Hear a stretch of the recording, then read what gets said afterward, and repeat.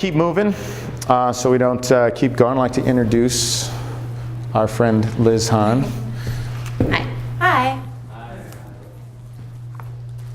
We are going to talk about loans and the money, where you're going to get this money. So I know a little bit about this subject, but before that, about me and who I am. I'm a fellow artist, performer, creative, also a burner. I've been an event producer since 1991. I bought my first production company out when I was 21 years old. I'm also a chronic entrepreneur. I have built over 16 different businesses. Business is art to me. I'm an artist since I was a kid, and this is what I do. So, and business is my medium.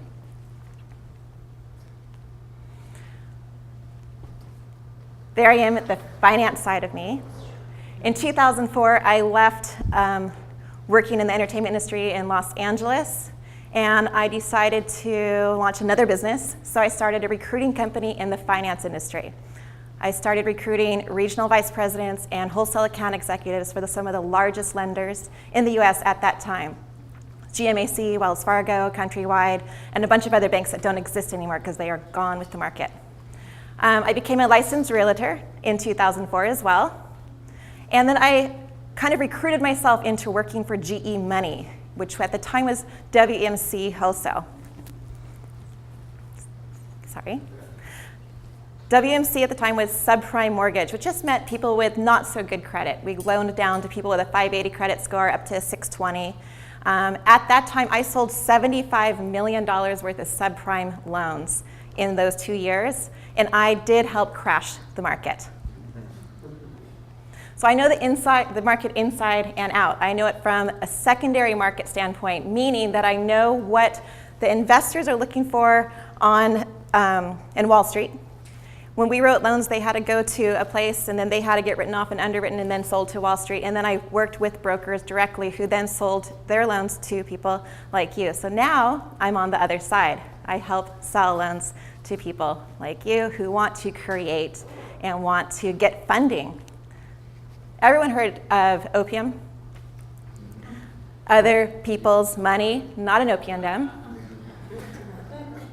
This is what I help you get, is securing other people's money, meaning banks' money. They're there to loan money to you, and I help you secure that.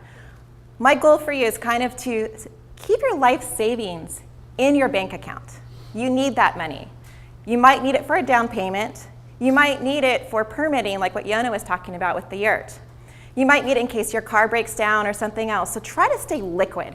That's kind of a really important goal, especially for us as artists. Maybe we want to create something. We need a quick $1,000 to create a project. So stay as liquid as you can and borrow as much as you can.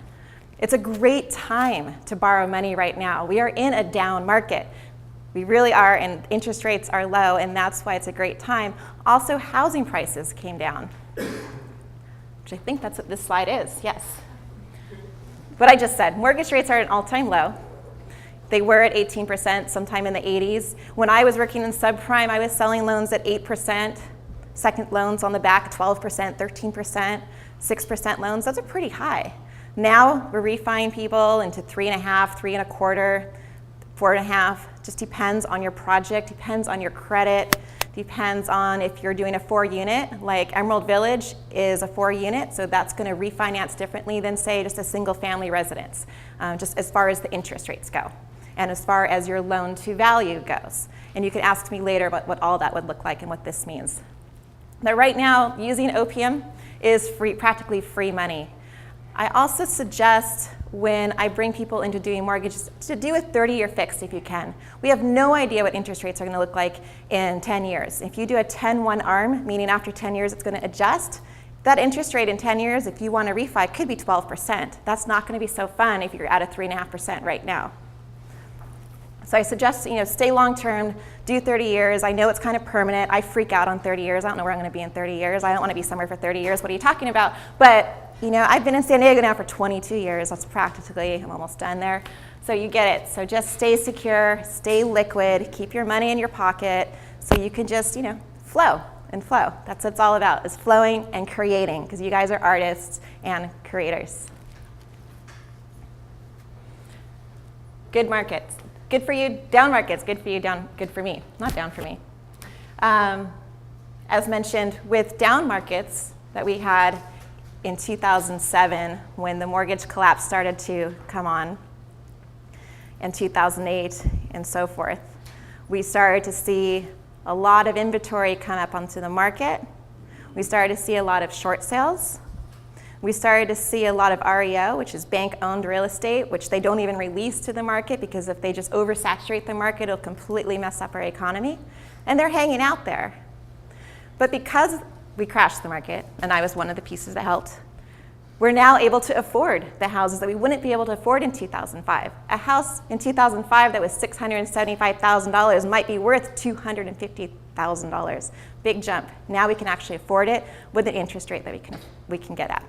Interest rates here, I believe it's kind of blurry, but I believe that's 2007. It says it's about 7% in that little spike at the bottom, and now we're at around 3.5%, 4%. So interest rates are down. So it's a really good time because we are in a down market, and which means, and you've all heard this somewhere maybe, but you buy low and sell high. So right now is the time to buy low and get your dream created while we're in this down market. And I do believe it's going to stay down as far as interest rates for a chunk of time. Not forever, but for a chunk of time. And in San Diego, as far as housing prices go, it's really spotty. There's some areas where housing prices are going up, like in La Costa where I live, and then there's some areas where it's going down, down, down, down, down, and it's just not going anywhere. So it's really spotty. It's not across the board. And that's just in Southern California. So every area is different. So keep that in mind when you're looking.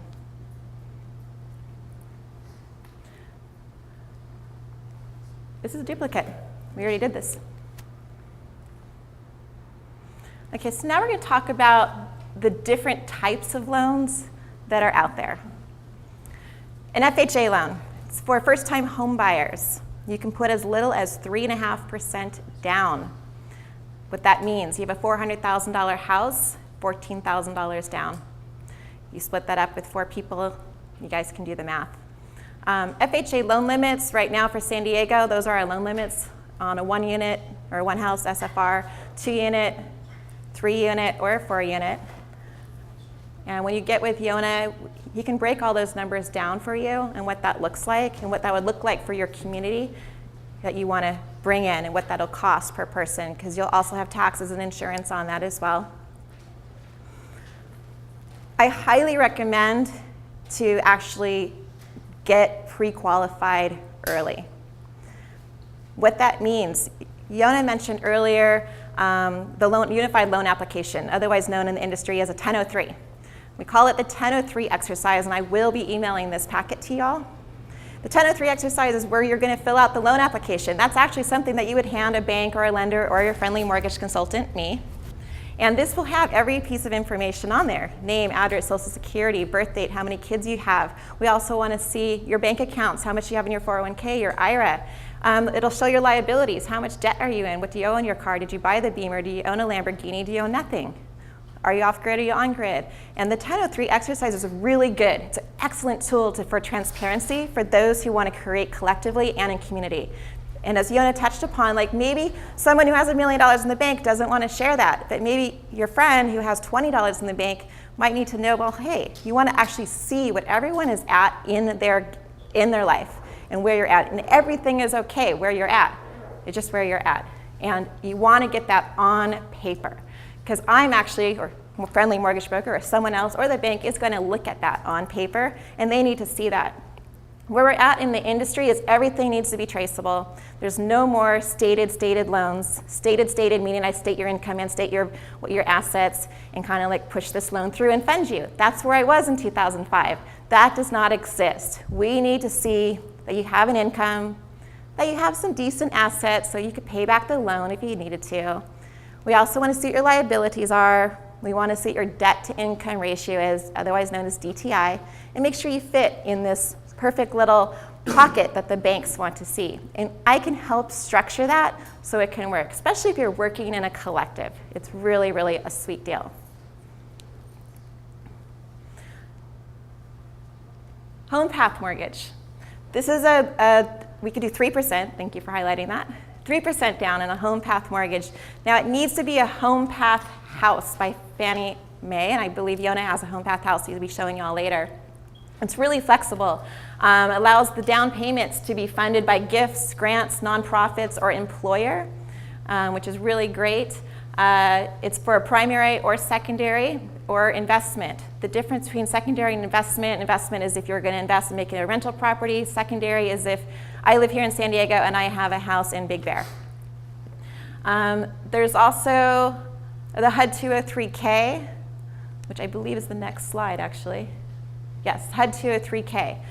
What this is if you come along a house that you think needs repair in the kitchen, or you want to tear out the kitchen or you want to redo the bathroom, you can actually apply for a loan through HUD on the HUD 203K loans to get certified contractors who will give you bids on what it's going to cost to kind of upgrade this house. So it kind of gives you a little incentive and hope. And they do have to be HUD-approved loans, HUD-approved houses as well. And they're sweet, and I can do those loans. I can definitely do those loans. They're a little tricky, but they can get done. VA loan. There are some VAs that we know in this room. They can get up to 100% financing, no down payment, which is awesome. I just did one for a fellow friend, gave him a 100% financing loan. Borrow up to $750,000 or 1.1 on multiple units. This is a sweet deal. 100% financing has not existed in a really long time. I remember when I was working for GE in January of 2007, and all of my loans, my entire pipeline was 100% financing, 80-20s, meaning 80%, 20%. And they said, we're no longer doing 100% financing. We're only gonna go to 95%. And I'm like, my God, that's my entire pipeline. If they take away 100% financing, we're not gonna be able to fund loans, which means we're not gonna be able to sell houses, which means we're gonna crash perhaps the market, which means we're gonna crash the entire economy. My boss thought I was insane, but I guess I might have kind of put the pieces together. But now we can do 100% financing if you are VA. Seller carry loans. Jonah is an expert at seller carry loans, and he will talk about that. Yeah, it's just awesome. You can take the bank out of the picture. The seller will finance all or part of the loan. Can negotiate interest type of payments, lengthen down payment. So you can pretty much negotiate anything you want. The bank's got a really specific scenario they want you to fit into, and you could really create a contract with the seller that says, look, give me this place for no interest, give me a year no payments, I'm going to create something beautiful. Year 2, I'll pay 3% on my money. Year 3, I'll pay 7%. Year 4, 10%. Year 5, 15%. You know, and a seller might be, great, I haven't moved this property in a year and a half. It cost me $6,000 or $7,000 just to maintain the property. You'll take it over. You'll pay me money every month. And if you go a certain number of years and you haven't refinanced out of it, you're going to give me a large interest rate. Sounds great, with you knowing that you want to refinance out of there before. You know, maybe you just negotiated yourself into a first year completely free, don't pay anything, and then you get another loan. It's also possible to get a really horrible deal. If you ever see lease to own out there on Craigslist, oh great, lease to own is pretty much a ripoff for you. I wouldn't do it, and you know, if you're going to go through that process, you could just set yourself up for failure. You could put $100,000 down and then put yourself in a contract that you can't get out of, and then they're just like the bank. You know, once you stop making payments or haven't made a balloon payment, if you haven't paid the rest after 3 years or whatever, they can go through the foreclosure process, 3 months, and it's theirs. We have this loan, and I love it, and it's a great opportunity. I think there's lots of properties all over the country that people are sitting on. Grandma, grandpa passed away, kids live states away, and it just sits there, and no one's buying it. Great opportunity to have someone come on there and take it over. Another thing that's cool about the seller carry is it buys you time. If you do a seller carry, if you don't fit into bank guidelines, maybe it'll give you time to get your community together to fit bank guidelines. Maybe someone will get a job in those 3 years that, oh, hey, I can qualify to do this loan into traditional financing, so it's not stuck in a salad carry on a short term. So it's a sweet spot. You can still gain your property with this type of loan, and then also at this same time prepare yourself financially with money and jobs and stuff like that, so you look good on paper to get a traditional loan. Creative financing. And you two talked about this too, so I'll bring you back up. Yeah, you could do anything. That's why a lot of these statements that Liz and I have been saying, I don't want you to say like, this is a difficult loan, there's some problems, be careful. Like, if you're gonna buy 8 houses in 8 months without a bank loan, you gotta get creative. So I think there's lots of solutions. One, these are just some ideas. Your parents could take a home equity line of credit out on their house, it's paid off, it's a ranch, and they love your business plan. Like, this makes a lot of sense. The parents are gonna borrow money at 3.5% and loan it to you in 5.5%, and they own the property, really. You own the property, but they're your mortgager. Like, they're making 2% on their money that was sitting in their house that they weren't using, for their kids who are doing a great project. Worst case scenario, the parents have the house, they sell it, everything goes, and they were making 2% on money that was just sitting there the whole time. Self-directed IRA, so if someone has been working regular job and has $200,000-$300,000 in IRA, there are ways to use your IRA, and self-directed I will use instead of buying stocks, I'm going to use that. But there are, you got to get specific in how you do that. Create a business plan, bid investors and angel funding. I run into people quite often who are investing $150,000 up to $1 million in community projects. And they're like, yeah, we want to do this. One I was talking to, he lives up in San Francisco, wanted to go out to, I think Grass Valley area. He's like, I want to put my money in a project out of town, be able to go somewhere. And in case everything goes to hell, I want to be able to go to country property and live out my days, And so there's a lot of people who would love to invest in this stuff, but if you have a nice business plan, it'll work out. You could assume the mortgage on a pre-foreclosure, maybe, again, more difficult, and lots of different ways to create a finance. So don't just think you need to get a bank loan. Go ahead and assume that there's lots of ways to make this happen for yourself. Perfect. Which brings us to the business plan. Emerald Village, aka Evo, is set up as an LLC. That works really, really good for them. Now, what that is essentially a business. And you have accountability to, their 10 partners have accountability to one another, just like you're formulating a business for yourself. So if you take 3 sculptors together and you create an LLC, now you're accountable for this business. Let's just say it's a sculpture that you want to create, and you have accountability and who's going to do what, and that's, say, formulated under the LLC. You can do the same thing with real estate. You can formulate an LLC. You can become a business. You can get real transparent with your 1003 exercise, know who owns what, who has what leveraging capital. You can create agreements inside of this LLC, inside of this business, inside of this thing that is now going to be your art.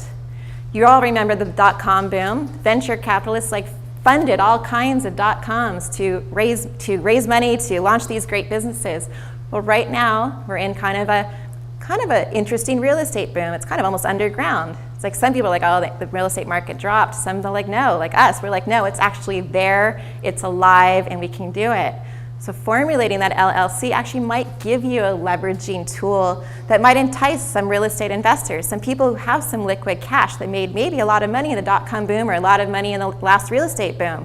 And maybe they see the value and they want someone with vision, who is creative, someone who has some inertia to create something really awesome on this 10 acres with a sculpture garden, or maybe put a dance theater in there. So right now is a really good time to get in and also to get creative. And putting it in the LLC format and or a business format really helps accountability. It really, really, really does. It creates that structure. It's an outside entity of yourself. It's no longer Liz Hahn owns this property, but it's Bali Venture Capital owns this property, and that's something over there, and that's my Bali retirement. thingamajig that I've created over there. So it creates an entity outside of yourself. Also, the LLC structure is just, if you come in as a community and you're doing consensus-based agreements and whatnot, as an LLC, you can throw all the operating agreements. We just had that. We have 2 members leaving. We just did that last night. We're like, let's review what we agreed on a few years ago. What are the rules at this moment when things are getting tough? So having all the LLC to help you with that process is great. And an LLC, holding that LLC in there versus holding as a nonprofit or other things, an LLC just for community and for everybody owning actual shares, instead of like, it's difficult, I can just sell my share. We can just like move shares in that manner. So it does, we organize and communicate in one way, but externally we have an LLC to support us. Yeah, I love it. And I would also, in this process, maybe get in touch with a business attorney. SCORE, I don't know if y'all heard of it. It's a free entrepreneurial advice place here in San Diego. There's one downtown San Diego and there's one in Carlsbad. It's called SCORE. But you can kind of ask how to structure your business. They'll give you tons of free advice. You could get a real estate attorney. You probably don't need that right now unless you're selling off like parcels or whatnot. You might want to talk to someone like that. You also want to talk to a CPA or a financial planner. Let's see if this slide will go. There it goes. So basically, business is art. And you guys are all artists. You're creating your life every day. And if you want to envision your life, envision your home, envision your community, sit with that. What does that look like for you in your mind's eye? And know and trust that you can create that through a collaboration, through a collective, that it is completely and totally possible. It really, really is. Your home, your creative flow, your land, the structures, the people that you want to live with. Business is art, and art is business. And I just know you guys can do this, and it's just so right there. And we're so here for you to help you through this process. Definitely. And there will be lots of questions, but the time is now. And if you're waiting for the sign from the universe, this is it. Now go big. Any questions? April. How do the financing tools that you described apply to an LLC? For instance, if 10 artists in this room wanted to create an LLC, would they be with a VA loan and some of the sounded more personal financing tools? How would that apply to an LLC structure? Or are there different tools for that? Great question. So the question is how does the LLC structure apply to traditional financing? The answer to that question is that there are lenders that will lend to an LLC. Certain lenders. It might not be certain FHA guidelines, but there are different conventional loans that will lend to an LLC. Another thing you can do if you guys are formulated inside of an LLC is you can pull 2 or 3 members outside of that LLC in what's called a quitclaim deed, pull them out, refinance them into a traditional loan, or finance them into a traditional loan, and then put them back into the quitclaim deed, and now they're back into the LLC. Basically, the process is buy it as a normal, like we're a group of 10 people, let's buy this property. And then as the 10 people, we've made an agreement that after we move on to the property, after we own it, we're gonna give it to our LLC. And another reason to have LLC is the structure. You have home ownership rights as a homeowner that can get kind of, I as a homeowner, if we all own this property, I don't have to pay rent. Like as long as the mortgage is getting paid, it makes it difficult for evictions or other stuff. But if we give it all to the LLC, of which we're all owners, now I'm a renter, I'm leasing from an LLC, and it just makes an easier standard. So the process of having an LLC as a structure is great. Buying with all these programs is not as easy. But you just give it to the LLC after. And there is a program that I know about that when you formulate an LLC, they'll help you go through the whole system, setting up your entire business, and even help you get your Dun & Bradstreet number. And then you can go shop it to these private investors, which could lend onto that. And that could be your nice down payment for that. Once you get your down payment, then you can go through the next chunks down there. I did see another hand.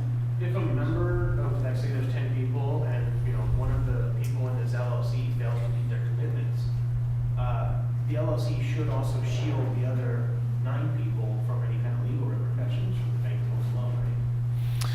Yeah, you have, that's what you set up your operating agreements. We sat down and tried to think of all the issues that we would run into as a community. And we have the ability at any moment to add more operating agreements.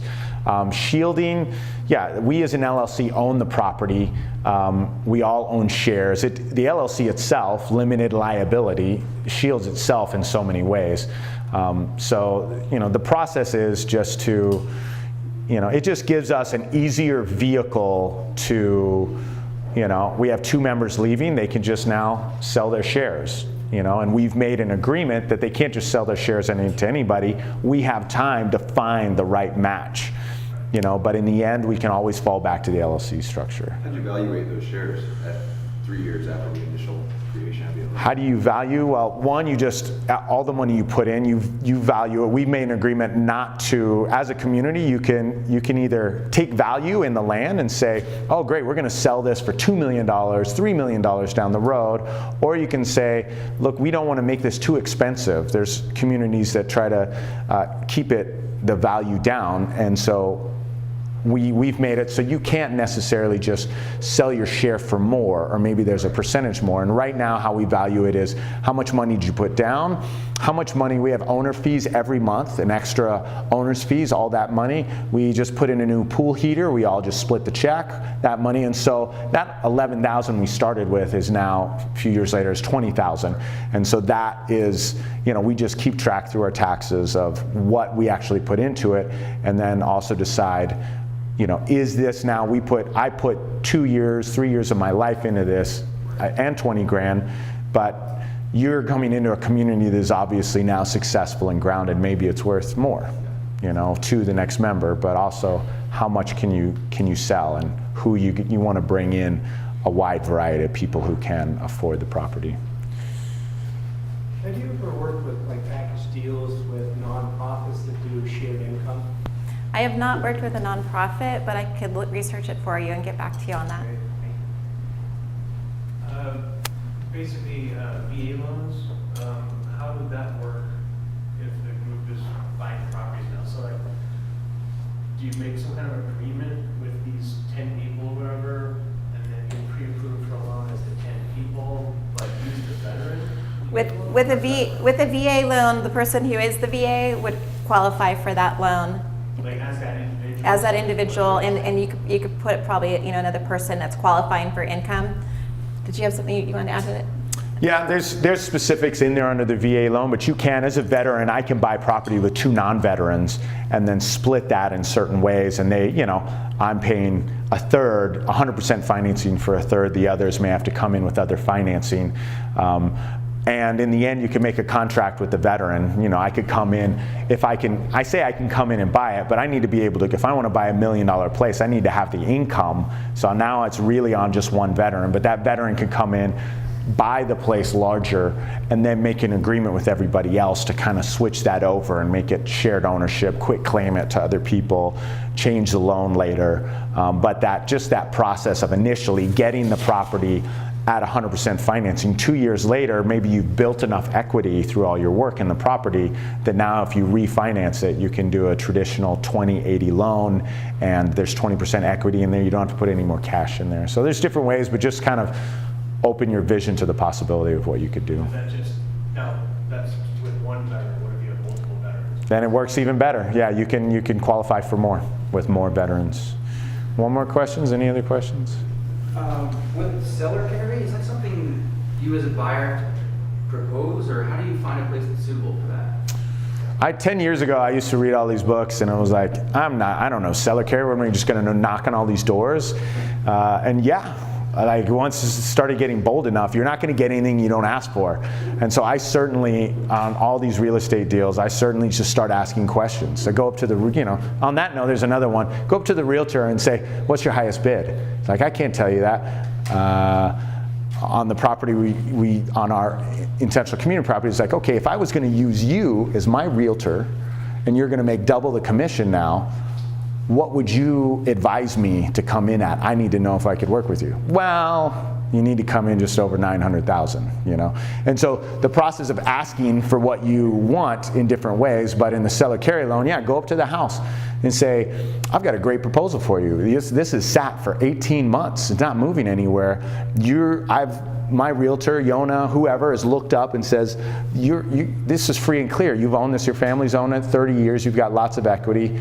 How'd you like to make a deal with me? You know, give me a couple of years to get another loan. I'll give you $80,000 down, or I'll put a bunch of work into it, no money, but I'm gonna work my butt off on this place, and then I'll pay you whatever the appraised value is in the future, or we'll agree. You know, you can do anything, really anything on a seller carry loan. You go up and you may get a lot of like, I'm not interested, but surprising on all these properties that sit, I keep running into it. And as well, I'll show you a slide later where it's written in, you can go right online and see, oh, this person's willing to finance and stuff like that. So let's keep working Moving through. on this, and we can do more at the end.